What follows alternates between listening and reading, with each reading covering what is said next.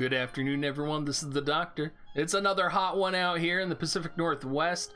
I got my co-pilot Buzo right next to me. We're going to put him up on the camera just because this is going to be a little bit of a conversation video and you're not really going to need to see too much of the gameplay. If you are new to the channel, make sure you hit that subscribe button. And today we're going to be talking about guilds and guild leadership and kind of some myths that are circulating right now that I've been hearing. And kind of the myths that I'm hearing right now are that the game is dying and that people aren't joining guilds. Now, to address the first myth, the game is dying, I mean, we need to keep in mind, Final Fantasy War of the Visions grossed more than Arknights and Brave Exvius and other very popular mobile games. So the game is not dying, I promise.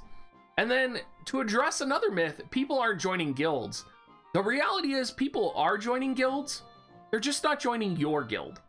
And part of this conversation today that I wanted to talk about was going to be about guild leaders. It was going to be about guilds that are struggling and some things that are holding those guilds back from being successful. Because I honestly think if you are in a position where your guild is struggling, it's because the leaders are not doing enough in their capacity as leaders to recruit new members, to source new members, or to keep the members that they currently have. You could have a guild that only has 10 people, and those 10 people could be fully bought in, and you could have a great base to grow, or you could have a guild of 30 people with no clear vision and no buy-in that's just going to get sniped by the next big guild that you're going to fight, right? And then you lose 10 members. So honestly, any day of the week, I would take that guild that had 10 reliable people over 30 unreliable people. So let's talk about kind of the common themes. So the first theme is going to be guild leadership. The second is going to be guild identity. And the third is going to be guild community. So let's talk about guild leaders. And to give you guys some perspective about guild leaders, I think there's a lot of guild leaders out there who are not prepared to run a guild. And you might be one of these guild leaders that I'm talking to right now. And if you are immediately jumping into my comment section to say, you're wrong, it's just so hard, you need to immediately reassess your frame of mind. Because if you're a guild leader and that's what you think, you are already playing the victim card, and you need to step up, take ownership, take accountability, and get your guild the shit together. So just addressing that right now, because I know there's going to be so many people down in the comment sections who are like, I'm running a guild and you're privileged because you're a YouTuber and so it's easy to fill your guild. You're absolutely right. I am a YouTuber. It's easy to fill my guild. However, I have run guilds in many different games. I was a manager for 7 years. I have so much leadership experience that I'm telling you right now, if your immediate mindset is to adopt to being a victim, then you are not guild leader material. So what are the kind of themes that I see from guild leaders that are currently unsuccessful? Well, I'm seeing guild leaders who can't receive feedback. I'm seeing guild leaders who can't grow, who don't outreach, who don't communicate, leaders who let drama fester. And I'm seeing guild leaders who fail to do some of the very core basics, right? And when I talk about basics, I always love to go to Brene Brown. If you guys don't know her, she's a public speaker. Look up her TED Talks. She talks a lot about vulnerability. She talks a lot about making sure people are valued. And when you're looking at your guild, there's only 3 things that all of your guild members need, no matter what guild you're running. And that's to be seen, to be heard, and to be valued. And if you are not doing those things as a guild leader, you need to assess what you need to do to change that first and foremost before you start doing any of these other things, right? Again, we would rather have a guild with 10 people who are seen, heard, and valued rather than a guild of 30 who can't absolutely do anything, who is going to have people getting sniped, all of that stuff. Now, it doesn't necessarily just have to be you who does all the work. You can delegate that work to some sub leaders, but you do need to be the architect of it, right? You need to know the sort of guild you want to create and the community you want to create with it. Now, in terms of feedback, there are a lot of people who are guild leaders who probably shouldn't be. And there's a lot of people who can't receive feedback without getting emotional. And I can tell you from experience that there are tons of people who say they are okay receiving feedback, and then the moment you give them feedback, they get emotional or they get volatile, right? And when you're talking about feedback and you're giving your guild leaders feedback, you know, the best way to approach it is just to say like, hey, this is not meant to be dramatic. I just want to give you some feedback, right? If you're in a guild right now that you really love, but your guild leader isn't doing the best to take care of your guild, approach them about it. Have a dialogue.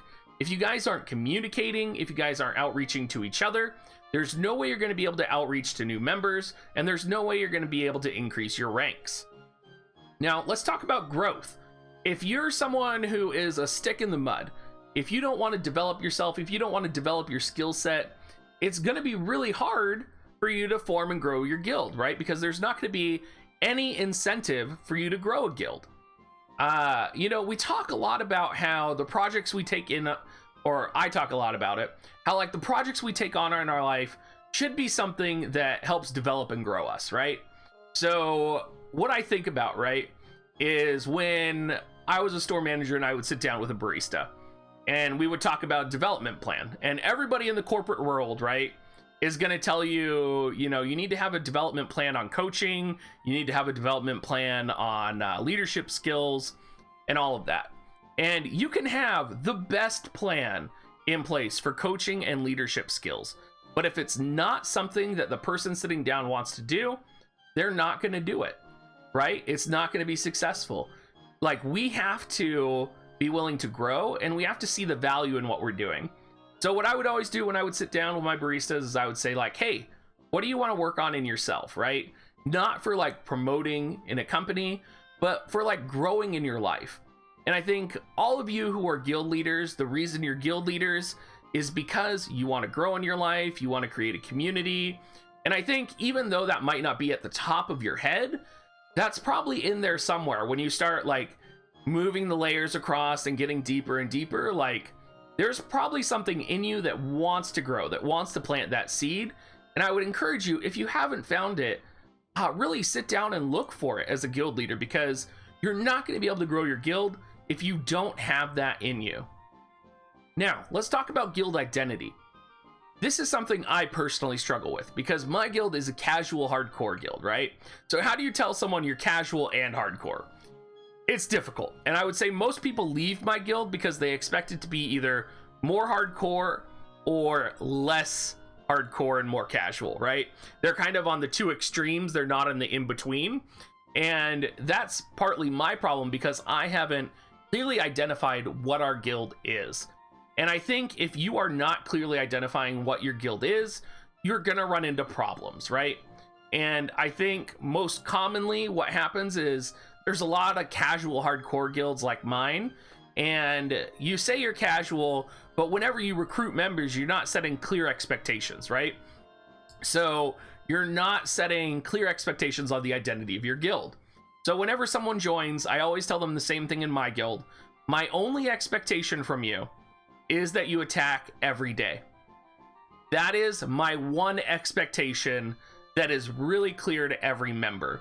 If you are bringing people into your guild and you're not setting your expectations on what the identity or what the theme is of your guild, you're gonna run into problems, right? Because then the next thing you know, you're gonna kick someone for not following your expectations, but you've never made your expectations clear. And so your guild identity is not clear. And now there may be some of you out there who don't have clear expectations for your guild. And I think a great example of this is I have a friend of mine who is running a guild right now, and they're running into a problem where their people in the guild are not attacking. And now that they've made it to gold rank, they're almost platinum, they're really finding themselves being held back by the players who are not attacking. And so they're kind of stuck in this gold cycle. And the other members are like, man, we kind of really want to progress. And so it comes down to the leader to do something about that, right? And part of the problem is the leader hasn't clearly communicated what the expectations are in the guild. And there's a fair way to do that, okay? So you don't just blanket ban everybody from the guild that's not attacking. right? That's not fair. Like, you want a way to start drama in your guild, that's the way to do it, right? It's just all of a sudden start blanket banning everybody without setting the expectation. Nah, you set the expectation ahead of time, right?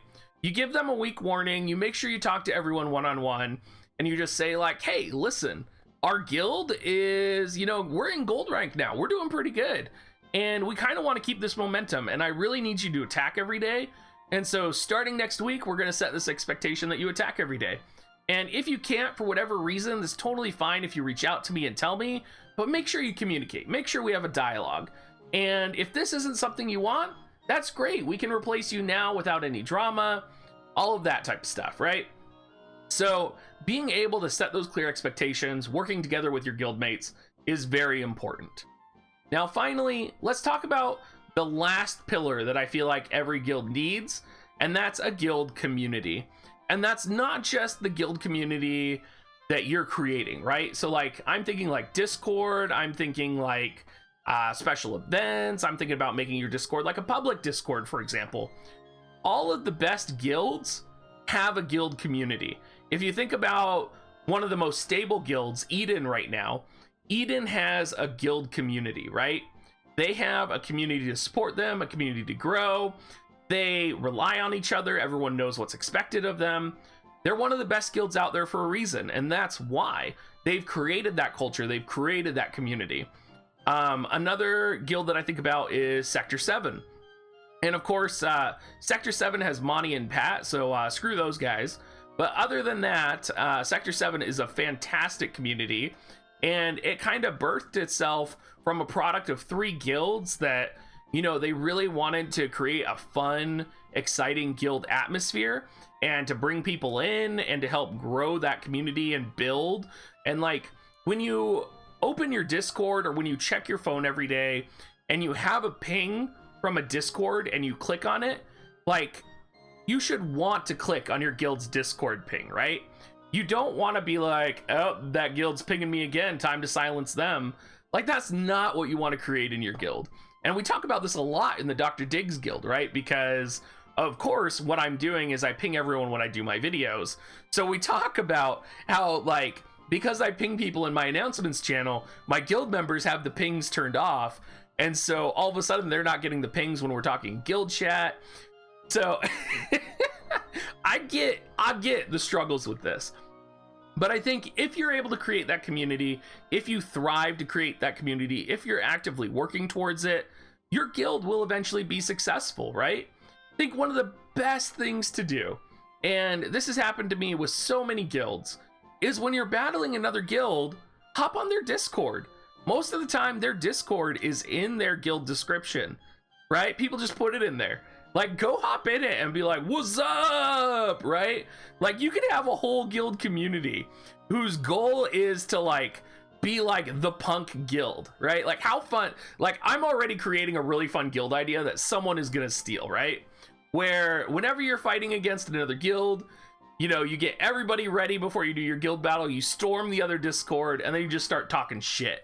Like, you just, like, I mean, it sounds terrible, but it would be so much fun to be a part of that guild, just to, like, storm Discords and be like, what's up, bitches? Like, you're gonna die today. Like, I think that would be hilarious. But that's just an example of, like, what you can do to create your community, create your guild. And I think what we're seeing right now in the community is we're seeing a lot of guilds lacking leaders, lacking identity, and lacking community. And when you have a mix of all 3 of those that are all jacked up, what's going to happen is that guilds are going to start falling apart, people aren't going to be seen, heard, and valued, and of course, what's going to happen is people are going to feel like, well, I guess the guilds, you know, I guess I'll merge the rest of this guild together, instead of taking ownership with what they already have and growing and developing that guild. So that's kind of my 2 cents on guild leadership, guild identity, and guild community right now. I am actually going to be doing a video coming up later this week on all of the different guild communities that I've really enjoyed being a part of, because I feel like a lot of you guys, you know, even if you're just hopping into a Discord with 16 people that's really fun, I mean, you're probably going to go back there. I joined, like, our guild battle, we went up against a French Discord, right? They don't even speak our language. And like 2 of them invited me into their Discord. It was a small Discord. And the next thing you know, my guild members and their guild members are, you know, spamming memes against each other and talking about the guild score. And I mean, that's a small little Discord community. And I will never forget that French Discord because it was a lot of fun. In fact, I will get their names for you right now. They are the Crystal Keepers. So definitely check them out if you like fun communities. They are the quote-unquote #1 French guild in global. Whatever you say, guys, whatever you say. But yeah, it was a lot of fun. So I encourage all of you guys to just like think and reflect if you're in a position where the guild you're in is not the type of community you want.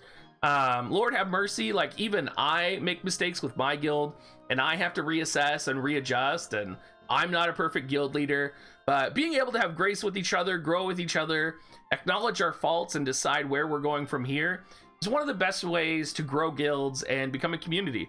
So I would encourage all of you guys, if you're feeling that way about your guild, if you're not sure what step to go next, you know, maybe take a moment, think about what you want from the game, and think about where you have the most fun.